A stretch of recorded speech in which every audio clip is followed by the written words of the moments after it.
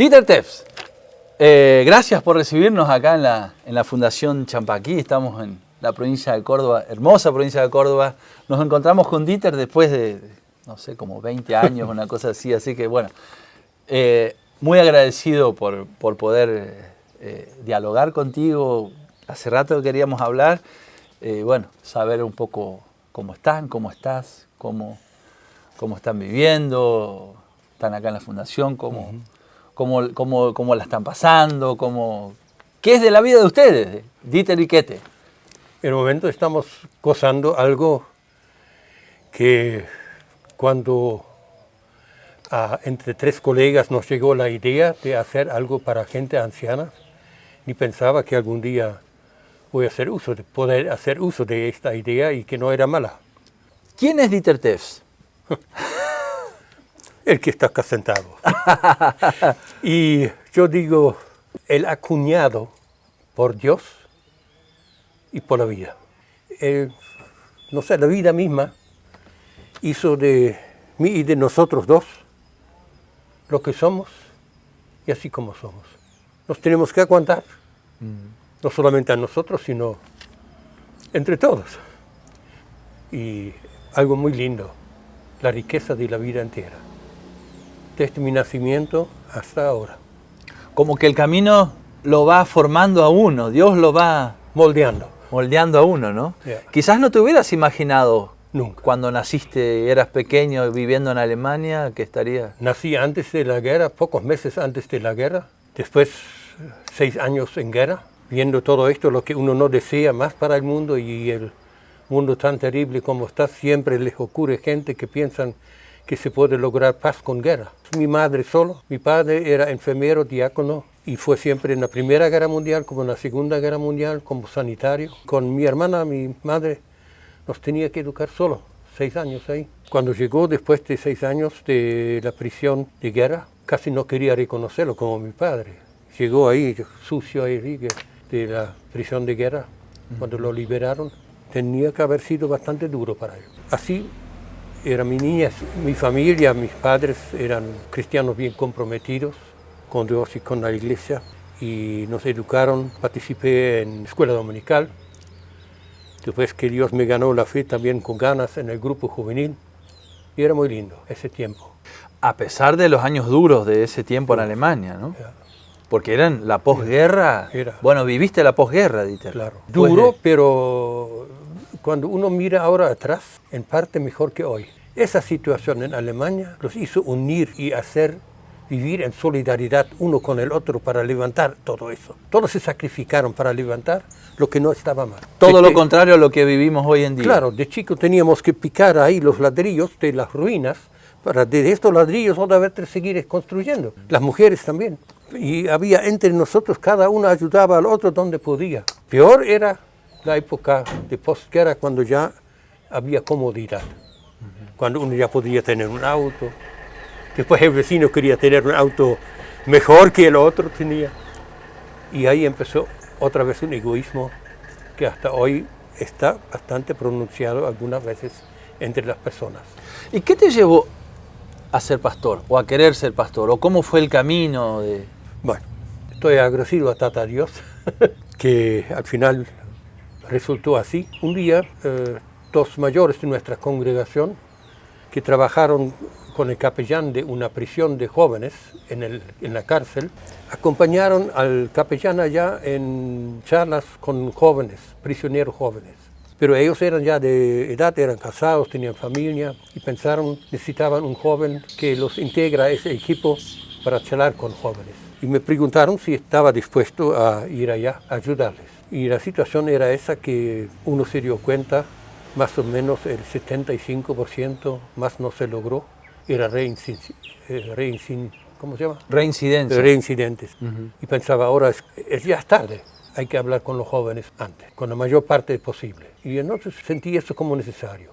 Yo era en aquel momento tipógrafo, me gustó mucho el trabajo y tenía premios. Y cuando justamente ya terminé de ser aprendiz y ya tenía mis títulos, hasta me gané un premio para una capacitación en el layout, 3 años pagados en la capital de mi provincia o el país allá en Alemania. era una decisión ahora qué hacer. Ganó de estudiar teología. Encontré un seminario que ofreció esa carrera allá en el sur de Alemania, en Unterweissach, que pertenece a la Hermandad de Bernau, y ahí estudié teología y pedagogía, y pensaba en trabajo juvenil o en clases de religión, algo así. Pero al final, después llegó otra situación que se me acercó. Cuando ya estuvimos ahí algunos años estudiando, un día, a principios del 62, se me acerca el director, al hermano Friedbert Höhner y a mí, y nos preguntó si estamos dispuestos a ir a Paraguay por 3 años, a ayudar a un pastor allá que tenía que atender en el monte 12 congregaciones, con un montón de gente y con una moto nomás. Si estábamos dispuestos de ir allá, porque un pastor que había visitado la zona vio la necesidad de tener que hacer algo, un trabajo intensivo allá, y necesitaba ayudantes ese pastor. Entonces, en una revista que él editó, pidió donaciones para conseguir plata de bolsillo para que pudieran darnos algo para que pudiéramos vivir y comer, y ofreció un viaje en barco, ida y vuelta, y una moto BMW 250 cada uno. Y así llegó el llamado y nos dijo, bueno, piénsenlo, si quieren ir, una semana después me dicen sí o no, porque tengo que ver, en caso que se niegan, quién más estaría dispuesto. Nos charlamos entre nosotros dos y con nuestras familias, y al final... ¿Y esos 3 años cuántos fueron después? Hasta hoy. Hasta hoy. Entonces en agosto nos ordenaron todavía de pastor, y en octubre, rumbo Latinoamérica. ¿En barco? En barco. En aquel tiempo era más barato barco que avión. Claro, obviamente que si te hubieran dicho... Eran 2 semanas y medio, pero llegué. Claro, si te hubieran dicho en ese viaje en barco que te ibas a quedar para siempre en Latinoamérica, hubieras estado diciendo, ¿qué me estás diciendo? La ¿no? cosa era para 3 años. Claro. ¿Cómo son los caminos, de Dios, y cómo es la vida misma, cómo nos va moldeando? Qué rico. ¿Y ahí Tenemos que estudiaste, decirlo, ahí estudiaste bromatología también?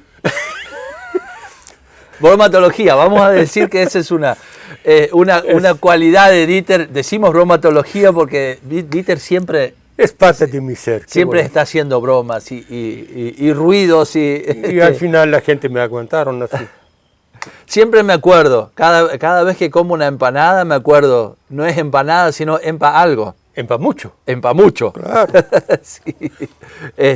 No, digo, el humor siempre formó parte de tu vida y de tu ministerio, por decir así, ¿no? Es decir, el reírse con los demás. Bueno, yo ya de bebé podía reírme, pero podía llorar también. Y después, no sé, bromeamos entre los niños ahí, charlamos, y pensaba siempre es lindo, algo de humor, porque la vida algunas veces es dura. Y tal vez hacer reír a una persona, tal vez contribuye también a un servicio, a una utilidad. Sos un pastor que atravesó varios contextos de nuestra iglesia, o sea, pero también cuando viniste a Argentina, bueno, había una iglesia totalmente distinta a lo que es ahora, el mismo Paraguay. No era iglesia. Claro, no era iglesia. No era iglesia. Era un sínodo.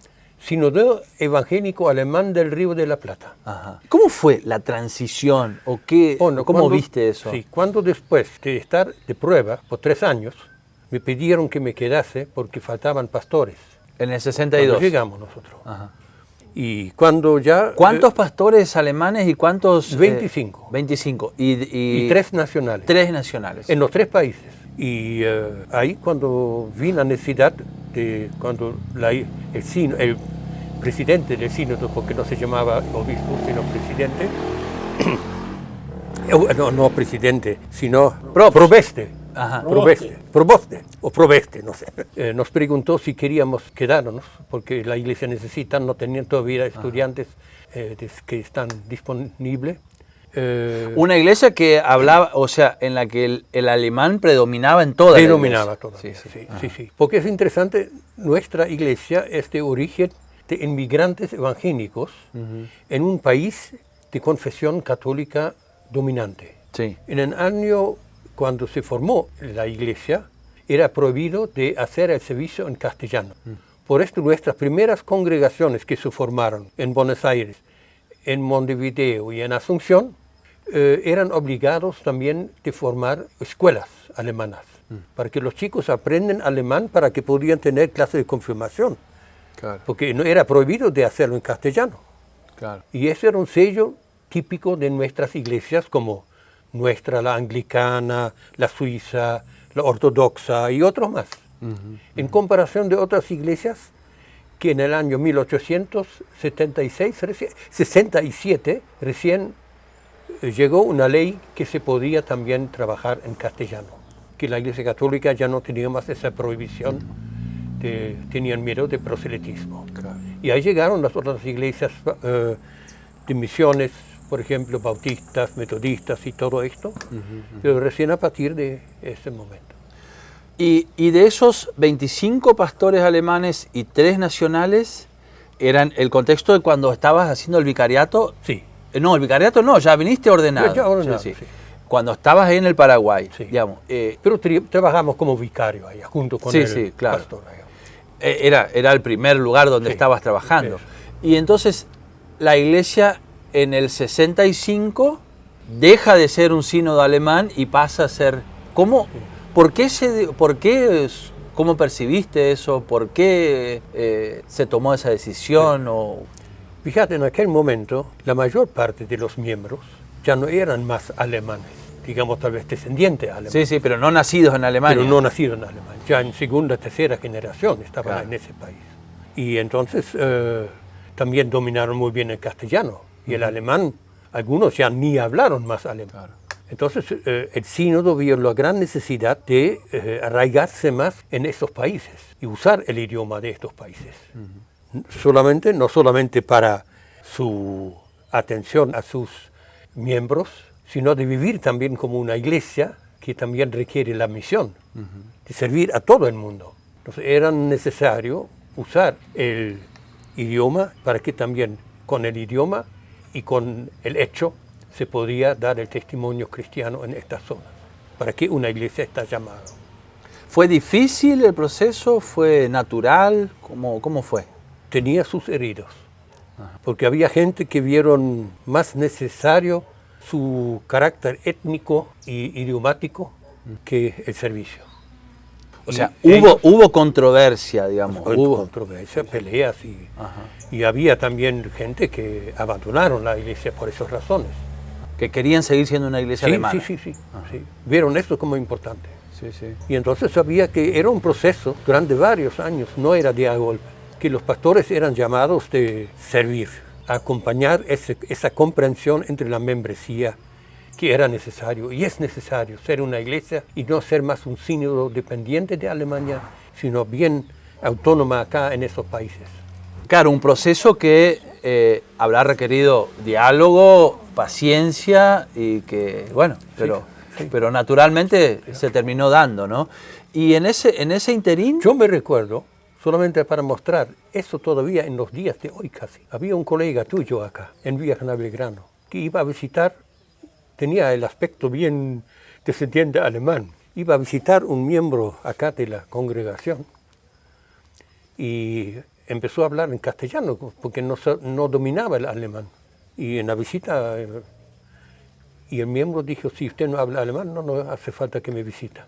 Y esto hace 15 años.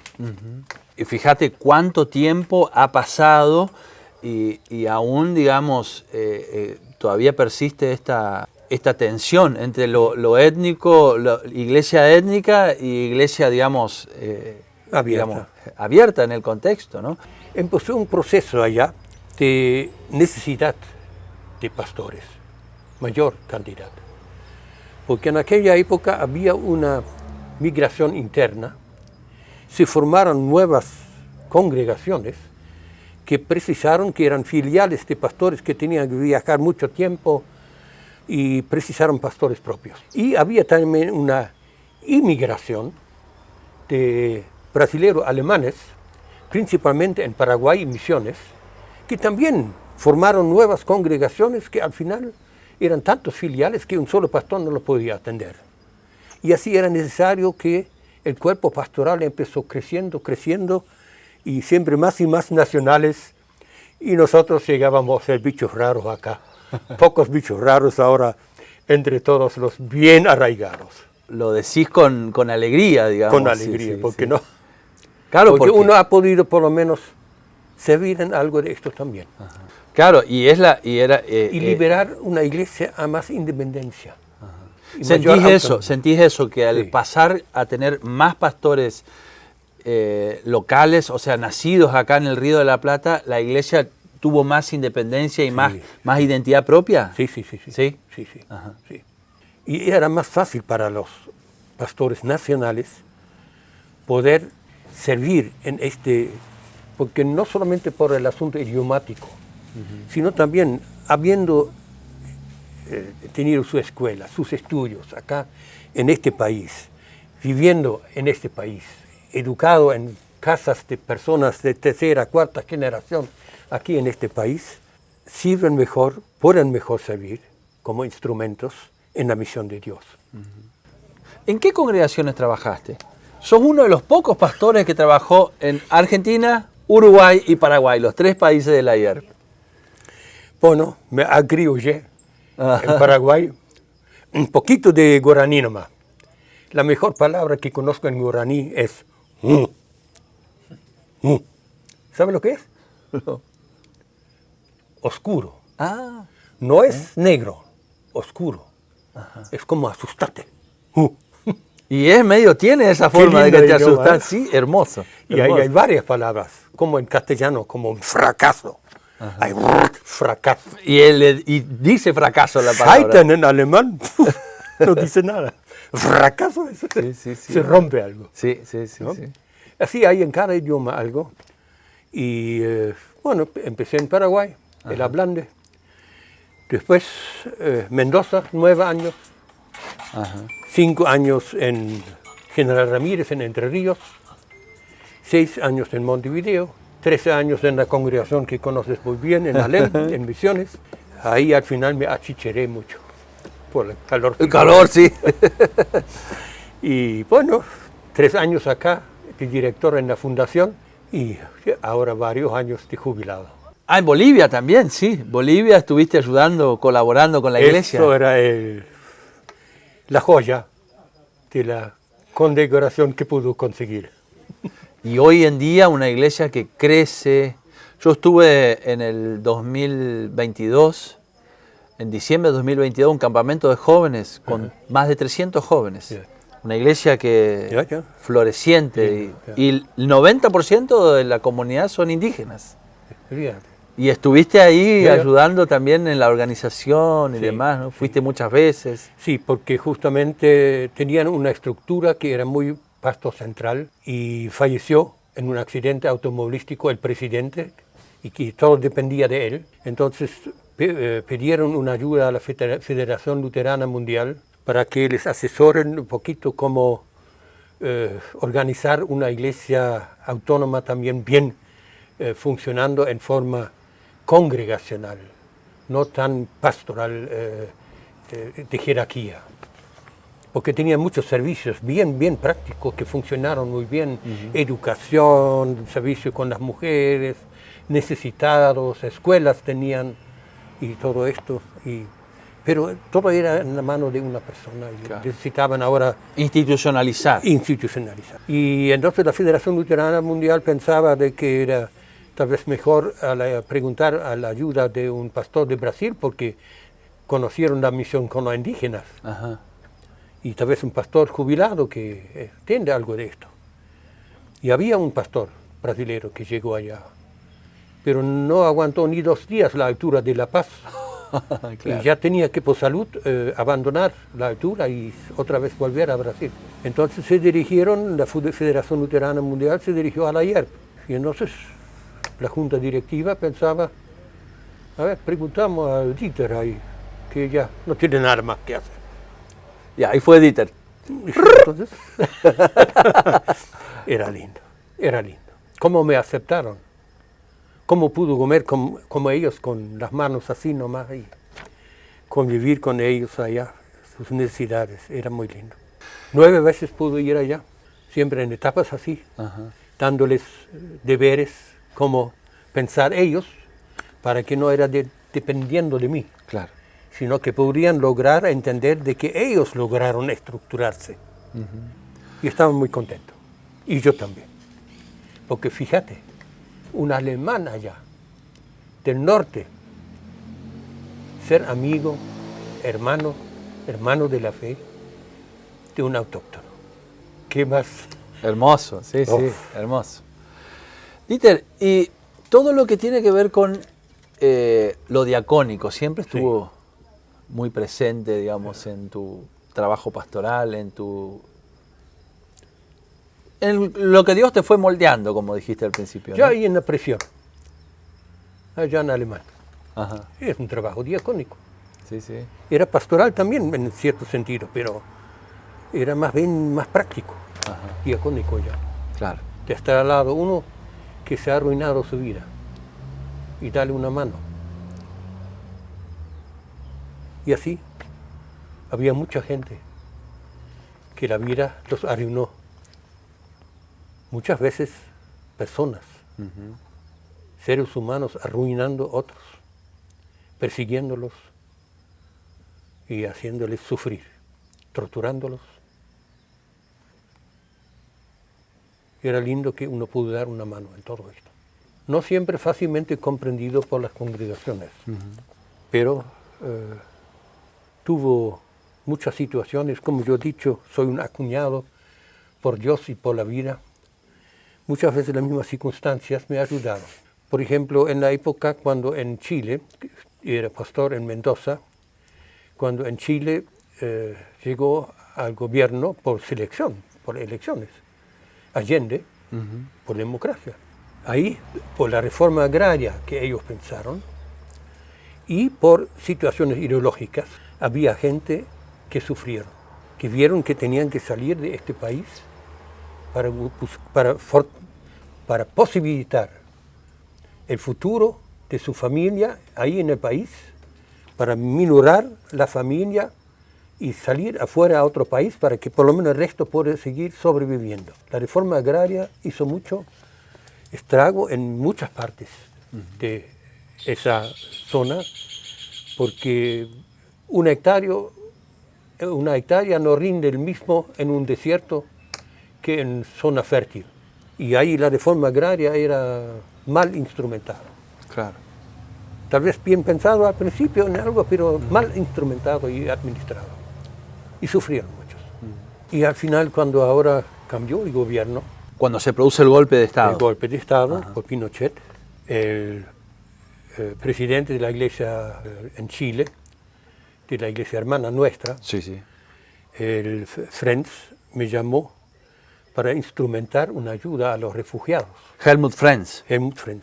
Y entonces instrumentamos un poquito un arranque, así se formó el CARAF en Mendoza, para recibir a esos refugiados, inscribirlos bien, documentarlos bien y enviarlos a Buenos Aires, a CAREF allá, porque tenían que estar en una zona limítrofe más allá de 200 kilómetros, como refugiados.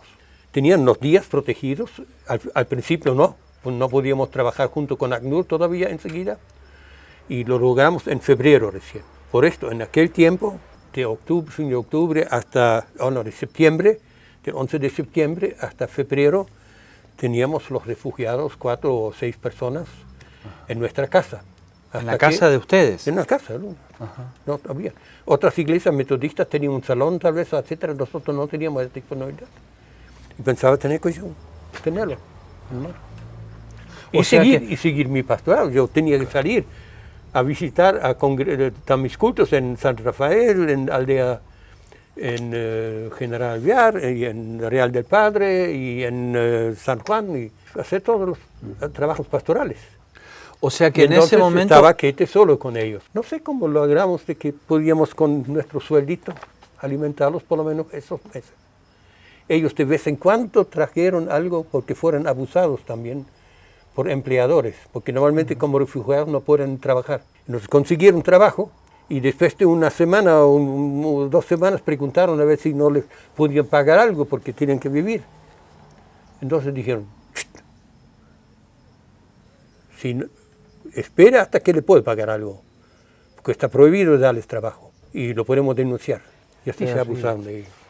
Terrible. Y cuando consiguieron algo, vinieron o con fideos o con arroz o con algo y así. Por suerte era época también de cosecha de uvas, hicieron chicha de uva y todo eso. ¿Y cuánto guitarrearon y cantaron. ¿Cuánto tiempo, Dieter? ¿Cómo? ¿Cuánto tiempo se daba eso de que hayan tenido que alojar refugiados, personas refugiadas en la casa de De ustedes? septiembre hasta febrero. Ahí empezó ACNUR y dio alojamiento y comida. Ya no teníamos que hacernos cargo de esto. ¿Y la congregación cómo tomaba eso? ¿Apoyaba? ¿Había quienes...? Conseguí en parte ayuda. Una mujer que vendió artículos para bebé pidió a mujeres que un miembro de la congregación ofreció a las mujeres de tejer ropa de bebé y todo esto. En Adviento los jóvenes hicieron artesanías como velas para Adviento o, ¿cómo se llaman? Sandalias de cuero. Hicieron lo que podían hacer y lo vendimos en el templo con la congregación y todo esto. Para poder tener un pequeño fondito como para poder funcionar, porque claro, es 5 o 6 personas, hay que alimentar, digamos. Y yo me asombré que la congregación, fíjate, la casa era de la congregación, no era mi propia, lo permitieron todavía. Cuando estaba bastante agobiado con todo eso, hizo uso de mis vacaciones, por lo menos por 14 días. Y salimos de la casa y dejé los muchachos adentro. Tenía uno que fue torturado en el estadio, terriblemente. Estadio Nacional. Sí, en estadio, en Chile. Sí. Durante la noche gritaba y cosas así, porque teníamos en la pieza de huéspedes al lado de nuestro dormitorio. Y ese estaba ya como uno que me ayudaba en ese trabajo. Y ayudaba a Kate también con su señora para cuando yo no estaba ahí, para asesorar un poquito a ver también los que llegaron de nuevo. Permitieron que podían estar en la casa pastoral sin nosotros, solos. Eso es importante. Nunca volví de las vacaciones teniendo una casa limpia, césped cortado, Pero que cerco podado, comida hecha. Fui recibido en casa como un visitante, como un huésped. Bienvenido. Yeah. La vereda bien lustrada, como debe ser, en Mendoza. ¿Y qué fue lo más? Eso era para mí asombrado, de que nadie, que me permitieron eso. Hasta un día, cuando alguien me dijo, pastor, usted no puede meterse en política. Dijo, ¿cómo? ¿Cómo me dice ahora? ¿Por qué no me dijeron en aquel tiempo? No debo meterme en política. Cuando llegaron nosotros que sufrieron bajo el gobierno anterior. ¿Cómo? ¿Quién está opinando políticamente? Déjame actuar como el Evangelio me lo pide. Y otro miembro me dijo, pastor, usted no puede actuar diferente. Si no, no puedo creer más en sus palabras. Los dos. Qué impresionante, ¿eh? ¿Te puedes imaginar que la vida era rica? Qué impresionante, Dieter. Es un testimonio de fe muy, muy profundo, ¿no? Cosas similares. Si actuaras de otra manera, no voy a creer más en tu palabra. Yeah.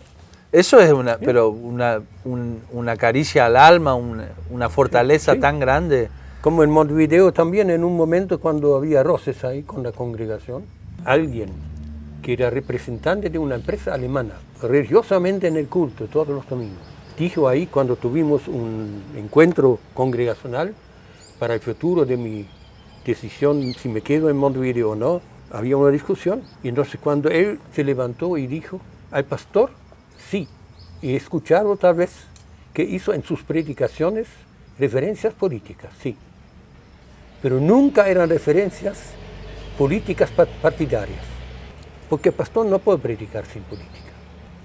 Eso también. Una chiquita se levantó y dijo, por decir algo también, yo no sé, era 7 años tiene, o no, un poquito más, 8 más. Y entonces, no sé por qué no puede quedar el pastor acá, porque siempre teníamos lindas reuniones, escuela dominical. ¿por qué se pelean tanto por...?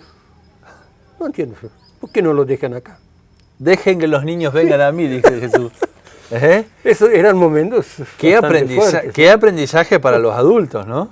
Y cuando ahí, por ejemplo, teníamos un trabajo ecuménico en el barrio Borro, y entonces el barrio Borro era un trabajo ecuménico donde todas las iglesias de la Federación de Iglesias Evangélicas del Uruguay eran auspiciadores de esta congregación. El que fue bautizado en esta congregación era miembro en la IEP, en la metodista, en la menonita, en todos. Todos tenían el mismo derecho. Ajá. Y para esa entrevista, un miembro de la congregación, una joven que desgraciadamente falleció en un accidente automovilístico, también muy comprometido en la congregación y en el trabajo. Entonces, ella había invitado del barrio Borro, de esos pobres ahí. Gente, dijeron, ustedes son miembros de esa congregación, vengan porque ahí va a haber un debate sobre el futuro del pastor. Porque yo trabajé también en el barrio Borro, con estudios bíblicos. Sí, sí. Y entonces, cuando un miembro dijo allá, en esa reunión, que esa hilera ahí, los dos primeros bancos ahí de la iglesia, eran negros que son acá, ¿qué tiene que ver acá? Y entonces alguien se levantó y dijo, estos son miembros también de nuestra iglesia, son nuestros hermanos. Qué lindo que dijo eso un miembro y no yo. Y no que uno lo tenga que explicar, ¿no? Cuántas cosas. También fuiste vicepresidente de la iglesia, de la IER, trabajaste en un montón de lugares. Presidente de la Federación de Iglesias Evangélicas en el Uruguay. Un extranjero. Pero quería preguntarte todavía dos cosas. Primero, ¿qué papel y qué lugar ocupó y ocupa Quete en tu ministerio, en tu vida? Lo más grande de mi vida, que después de Dios, lo más grande, cómo me acompañó en todo esto, en todo ese trabajo, cómo se sacrificó también para esto, y hasta hoy. Me va a ser difícil vivir sin ella. Es algo muy grande. Siempre juntos. Qué lindo, sí. En el trabajo pastoral. Lógicamente había diferencias de opiniones y todo esto, como es lógico eso. Entonces, sí. Pero era lindo. Algo me había anotado, disculpe porque mi disco rígido no es más nuevo. Lo que uno es, no es para sí solo. Yo no me hizo mi vida, yo no puedo decir la vida es mía, yo puedo hacer con mi vida lo que yo quiero. Yo recibí mi vida en administración. Tengo que ser responsable frente al Hacedor. Y él hizo posible que nos conocimos allá en Paraguay, donde ella me pegó el flechazo, que ahí donde uno no puede rasparse. Y ahí nos conocimos, nos querimos, y bueno, así hasta hoy podemos estar juntos. Y aguantó muchas largas ausencias mías, solito, con los chicos. Y tenía algo muy interesante, una sensibilidad, no sé qué. Un día volví a casa y el vecino dijo, pastor, estuvo la policía acá. Era en la época de la dictadura. Estuvo la policía acá. Dijo, ¿qué? Bueno, me fui a la policía, a la comisaría ahí. No, nosotros no. No sé, bueno, raro. Y el vecino dijo, había policía con uniforme. Entonces, bueno, pero ahí ella ya, a la noche, a las 2, 3, más o menos, toc, toc, toc, en la puerta. Y ella dice, cuidado ahorita. Y ahí, y vino la Policía Federal, nos allanaron la casa. ¿Dónde era eso? En Mendoza. En Mendoza. En Mendoza, sí. Por el trabajo con los refugiados. Me allanaron la casa y eran entre 3. Y la cosa es que había uno en civil y 2 en uniforme. Y vinieron con un AMI 8 colorado, no con un coche policial. Entonces yo dije, teníamos una ventanita para abrir. Entonces dije, momentito señores, si vienen en buena misión, se pueden identificar. Porque yo veo un coche privado, veo dos en uniforme y uno en civil. Y ustedes saben, si son verdaderamente policía, cómo hoy en día se utiliza algunas veces uniformes para engañar a las personas. Así que si vienen en buena misión, pueden identificarse. Señor, orden de allanamiento del jefe de la Policía Federal. Yo digo, bueno, si viene en buena misión, permíteme, yo tengo que anotar eso porque tengo que avisar a mi iglesia de ese procedimiento. Me dieron papel. Saqué el número, el apellido de la firma y todo esto. Digo, bueno, muy bien, pasen. Y entonces cuando entraron, empezaron a revolver, ¿cómo es posible? Y conocía esto, escuché de estas pasos, ¿no? De repente encuentran un revólver o encuentran el libro de Karl Marx o así, esas cosas. Entonces yo tenía la sensación, tengo que mantenerlos juntos. Entonces empecé, habían dos que estaban cerca mía y otro buscaba otra parte. Yo sabía que donde buscaba más que ropa no hay. Y entonces les empecé a decir chistes. ¿Viste como alguna vez te salgo un chiste? Que no sé, ¡juá, juá, juá, juá, juá! Entonces preguntaba al otro, ¿qué pasa ahí? No venga, porque él me cuenta chistes, aquí cuenta chistes. Nosotros los tenía juntos, podía bien ver, para si alguien saca un revólver y lo pone o algo así. Claro, claro. Y así son cosas que algunas veces, en estas situaciones, es así como dice la Biblia, que Dios nos da entendimiento y para responder o para enfrentar situaciones ni pensadas, porque eso no dependía de mí. Sí, sí. Yo no tenía escuela cómo actuar en un momento así. Y por último, Dieter, ¿por qué se quedaron acá y no volviste a Alemania, no volvieron a Alemania? Bueno, tal vez ya algo se dieron cuenta ustedes mismos con el contenido que hemos charlado. Una cosa era que al principio vi eso necesario. Yo di la palabra de quedarme lo más posible en esa iglesia porque la iglesia lo precisaba, no había todavía suficientes pastores nomás. Y después pregunté a los colegas, antes de tener que otra vez responder a la iglesia en Alemania, ¿me quedo o vuelvo? Porque siempre, cada 6 años, había que decidirse, quedarse o volver. Y entonces pregunté a los colegas qué opinan ellos, porque yo no quería ser un estorbo tampoco, ocupar un lugar que tal vez necesitaban ocupar colegas. Eso era otro momento, otro motivo de quedarme acá. Por otro lado, eso me ayudó, que me casé una autóctona. Con una criolla. Con una criolla, con una nacido acá, bajo licencia alemana. Industria argentina bajo licencia alemana. Y eso también, tengo mi familia acá, me ayudó mucho. Y ya hiciste este país tu país. Y lo otro era después, cuando casi nos obligaron a tener que volver, si no, no nos pueden mantener un cargo pastoral en Alemania. Ya los chicos nuestros estaban en secundaria. Pensar que ellos tienen que empezar en Alemania nuevamente secundaria, no dominaron tanto el alemán, porque no podíamos siempre mandar a nuestros chicos a colegios alemanes. Claro. Entonces vi esa necesidad también. Y ahí también el futuro de ellos. Y ahí también moldeó. Fue acuñando también la vida, y dio de alguna manera. Tuvo que acuñarlo. Sí, sí. Y estoy contento de estar acá. Espero que también, porque realmente cuando vuelvo a Alemania con mis amigos, me entiendo como con ustedes. Hay un dicho en alemán, überall und nirgendwo zu Hause. Esto dijeron muchas veces colegas míos enviados de Alemania a otros países, sea Sudáfrica, Asia o Latinoamérica, porque uno se siente en casa, en todos lados, pero al final está un poquito desairagado. Ajá, ajá. Eso noto cuando yo vuelvo a Alemania por el idioma que ha cambiado.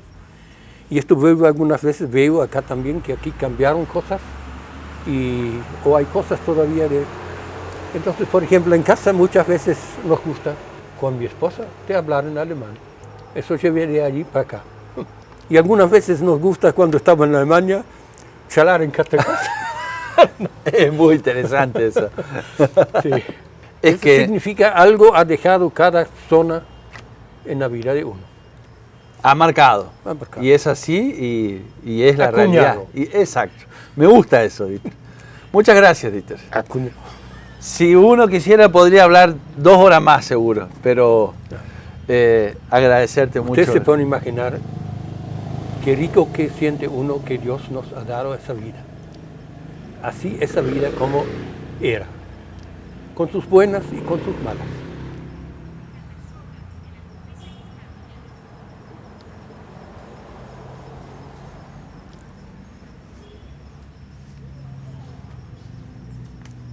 Gracias, Dieter.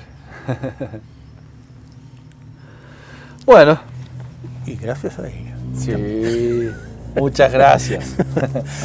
Hablamos casi una hora, Dieter. ¿Viste? ¿Quién aguanta eso? No, sí.